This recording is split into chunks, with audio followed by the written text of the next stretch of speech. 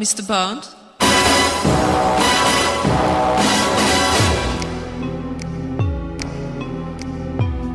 और जी क्या हाल चाल है। चलो जरा protein synthesis DNA to protein के बारे में कुछ बात समझते हैं।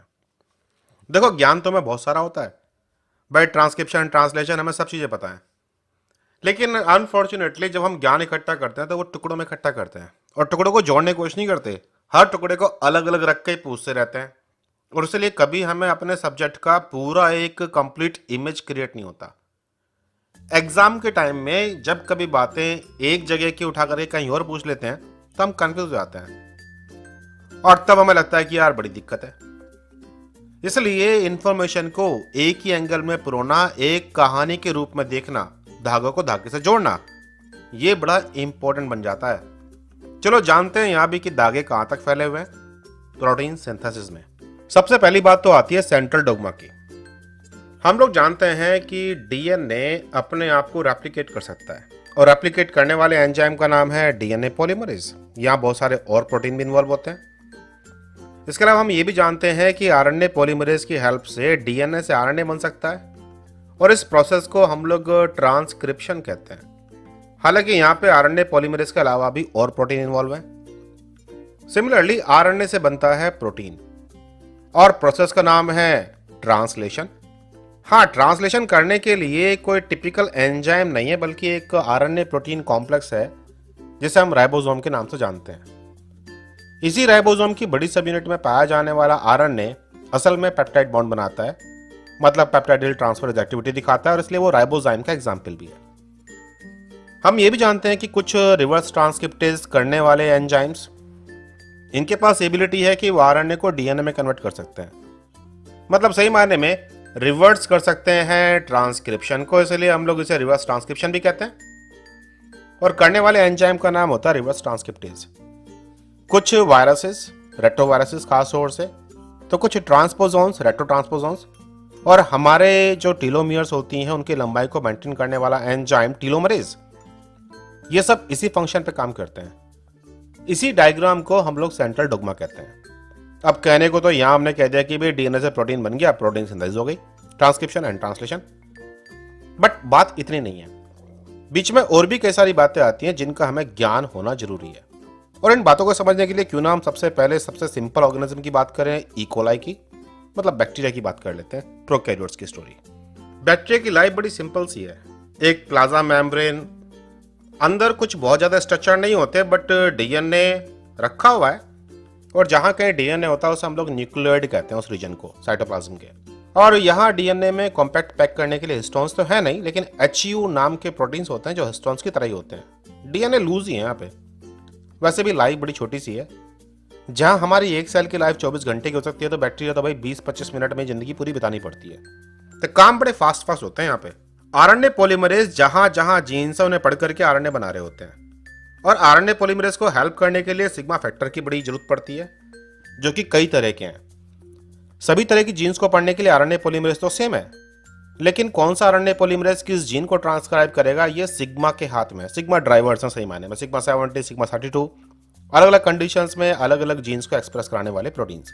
मैसेंजर आरएनए पूरा बन जाए तब ट्रांसलेशन होगा ऐसा नहीं है। ट्रांसक्रिप्शन तो चल ही रहा है, लेकिन चलते चलते ही साथ में राइबोसोम भी चिपकना शुरू हो जाते हैं और राइबोसोम इस मैसेंजर आरएनए को पढ़ करके प्रोटीन बनाने शुरू कर चुके होते हैं, मतलब ट्रांसलेशन। यहां जो राइबोसोम है इन्हें हम लोग 70s राइबोसोम के रूप में जानते हैं। ट्रांसलेशन की जो बेसिक फंडामेंटल प्रिंसिपल है वो यहां भी वैसे के वैसे ही हैं। Shine डलगर्नो sequence, 16s ribosomal RNA की कहानी, फॉर्मेलेटेड मैथ्योनिन, ये सब बातें हमें याद रहनी चाहिए। और सबसे इंपॉर्टेंट बात है कि transcription and translation are coupled process in prokaryote. एक ही टाइम पर होती हैं, एक ही जगह पर होती हैं। बट कुछ प्रोटीन ऐसे भी होते हैं जिन्हें यहां रहना नहीं है, सेल से बाहर जाना है, तो आमतौर पर उनके राइबोसोम प्लाज्मा मेम्ब्रेन पर चिपक करके उन प्रोटीन्स को बना बना के बाहर भेजते रहते हैं। या फिर ऐसे हो सकता है कि प्रोटीन यहां बन जाए और बाद में कुछ ट्रांसपोर्टर की हेल्प से बाहर निकल जाए, सिक्रेटरी प्रोटीन्स, पेरिप्लाज्मिक स्पेस में या फिर बाहर के मीडियम में।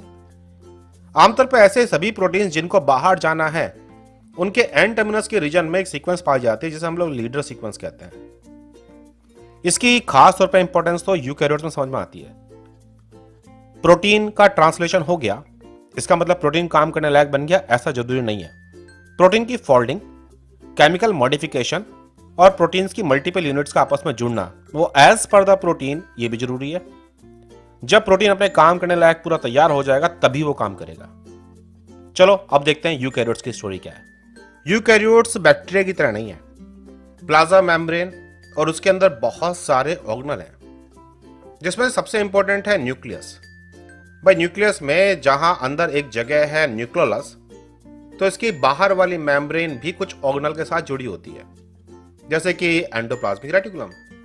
आगे चल करके ये सब प्रोटीन सिंथेसिस में बड़े इंपॉर्टेंट रोल निभाने वाले हैं। भाई यहां हम जानते हैं कि क्रोमोसोम्स के रूप में डीएनए मिलते हैं।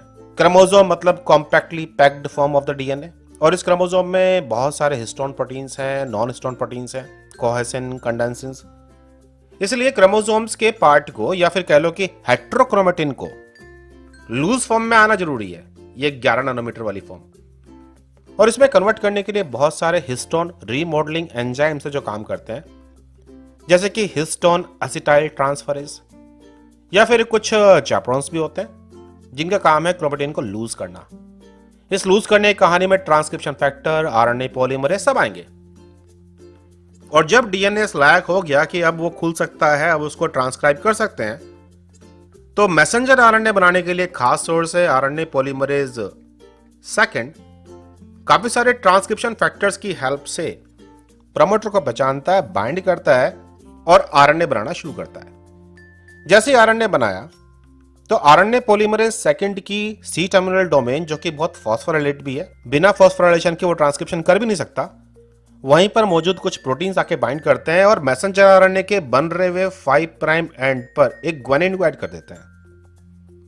यहां बस नहीं करते वो, फिर इस ग्वानिन के ऊपर मिथाइल ग्रुप भी ऐड करते हैं 7 पोजीशन पर, इसलिए इसे हम लोग कई बार M7G भी कहते हैं। अब मान लीजिए ये आरएनए का एंड है और यहां पर जो 5 प्राइम एंड पर पहला बेस है एडेनिन मान लो, और उसका शुगर। जब कभी ग्वानिन आएगा तो ग्वानिन के शुगर पर लगे हुए जो 3 फॉस्फेट हैं, उनमें से कुछ फॉस्फेट और जो यहां 3 फॉस्फेट थे उनमें से कुछ फॉस्फेट कट के निकल जाएंगे और लास्ट में केवल 3 फॉस्फेट बचेंगे। इन 3 फॉस्फेट की वजह से ये बड़ा अनयूजुअल बॉन्ड बनता है, 5 प्राइम ट्राइफॉस्फेट बॉन्ड। ये तुम्हारा काम है कि ये जानो कि ये 3 फॉस्फोरस में से कौन से फॉस्फोरस जीटीपी के थे और कौन से फॉस्फोरस आपके आरएनए के थे, अल्फा बीटा गामा की सेंस में। इस काम को करने के लिए 3 एंजाइम है, जिनमें से एक ग्वानिलिल ट्रांसफरेज भी है। एक बार कैपिंग हो गई तो फिर जो ये आरएनए बन रहा था इसमें से इंट्रॉन निकाले जाएंगे, और इंट्रॉन को निकालने के लिए पहले ये तो पता होना चाहिए कि इंट्रॉन कहां से कहां तक है। यूकैरियोट में मैसेंजर आरएनए के इंट्रॉन्स के शुरुआती 2 बेसिस GU होते हैं और लास्ट के AG। 80% केसेस में ऐसे ही होता है। मेजर इंट्रॉन क्लास यही है, GU AG इंट्रॉन क्लास। और यहीं बीच में एक एडेनिन भी है जिसे हम ब्रांच पॉइंट कहते हैं। इनको पहचानने के लिए एक U1 U2 ये 2 प्रोटीन आते हैं, और इन प्रोटीन के साथ में आरएनए भी हैं, तो इसलिए सही मायने में ये आरएनए प्रोटीन कॉम्प्लेक्सेस हैं, जिन्हें हम प्यार से सिनरप्स भी कहते हैं, SNRNA प्लस प्रोटीन के कॉम्प्लेक्स। U1 का काम है इंट्रॉन के 5 प्राइम एंड को पहचानना, U2 का काम है ब्रांच पॉइंट और 3 प्राइम एंड को पहचानना। एक बार जब इन्हें पहचान लिया गया तो फिर U4 U5 U6 मिलकर के आते हैं और वो इस इंट्रॉन को काट के बाहर निकाल देते हैं। काटने के लिए लैरिएट की फॉर्मेशन करते हैं, जिसमें ग्वानिन जो 5 प्राइम एंड पर था उसे ब्रांच पॉइंट के एडेनिन से जोड़ देते हैं।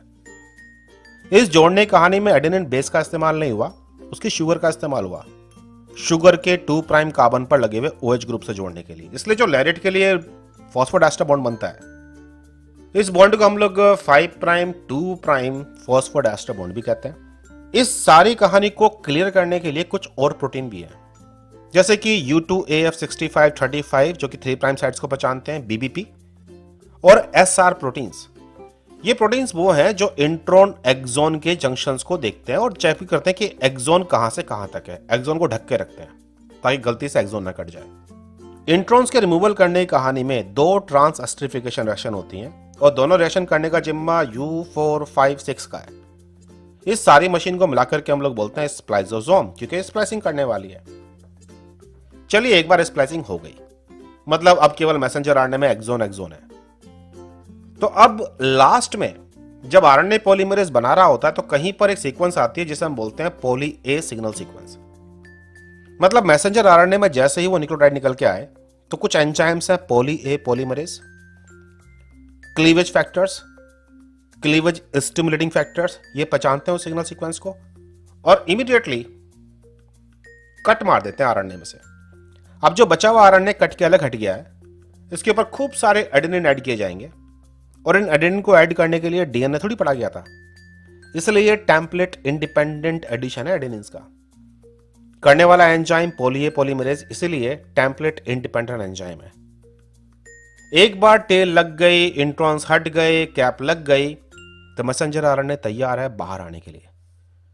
बाहर आने के लिए उसे न्यूक्लियर पोर कॉम्प्लेक्स से निकल के आना पड़ेगा और न्यूक्लियर पोर कॉम्प्लेक्स में जो प्रोटीन्स हैं उनमें एफजी रिपीट्स लगे हुए हैं। उन रिपीट्स को पहचान करके एक रैन नाम का जी प्रोटीन है, इसके अलावा कुछ एक्सपोर्टिन्स होते हैं, उनकी हेल्प से मैसेंजर आरएनए को बाहर लाया जाता है। हालांकि कैप बाइंडिंग प्रोटीन और पॉली ए बाइंडिंग प्रोटीन्स भी बड़े रोल निभाते हैं यहाँ पे। एक बार मैसेंजर आरएनए बाहर आ गया, सर्किल लूप बन गया, कैप बाइंडिंग प्रोटीन और poly A binding protein ribosome की छोटी सब यूनिट को बुलाते हैं, जो कि इस केस में 40S है, वो यूकैरियोट्स की बात कर रहे हैं। और इसी यूनिट्स के साथ में आते हैं ट्रांसफर आरएनए कुछ शुरुआती फैक्टर्स की हेल्प से, जिनके ऊपर मैथ्योनिन नाम का अमीनो एसिड लगा हुआ है। बैक्टीरिया में फॉर्माइल मैथ्योनिन सबसे पहले आने वाला, जबकि यूकैरियोट्स में केवल मैथ्योनिन। और यहीं पर एयूजी को ढूंढते हैं कि भाई एयूजी कहाँ है।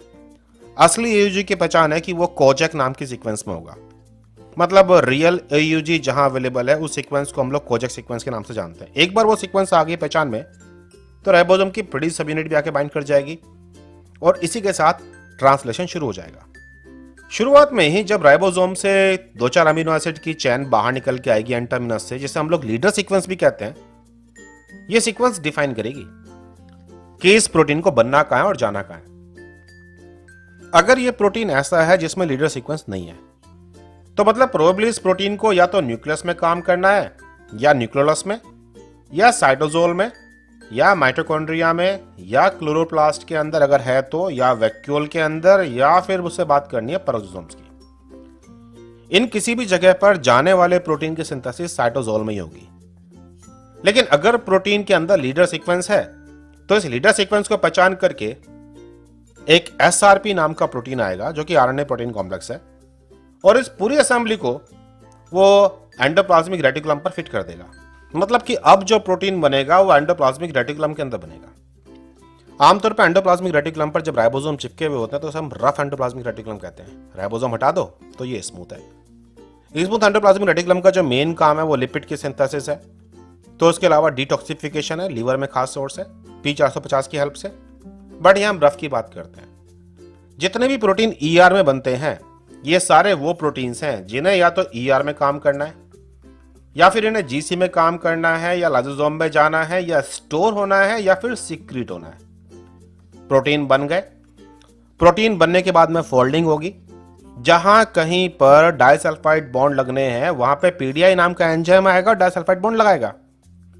जिन प्रोटीन्स के ऊपर कार्बोहाइड्रेट ग्रुप ऐड होने हैं उन प्रोटीन्स के ऊपर यहीं पर कार्बोहाइड्रेट ग्रुप ऐड होंगे, लेकिन केवल N लिंक्ड ग्लाइकोसाइलेशन यहां होता है, जिसमें प्रोटीन में एक खास सीक्वेंस में पाए जाने वाले एस्पाराजीन के ऊपर यह ग्लाइकोसाइलेशन होता है।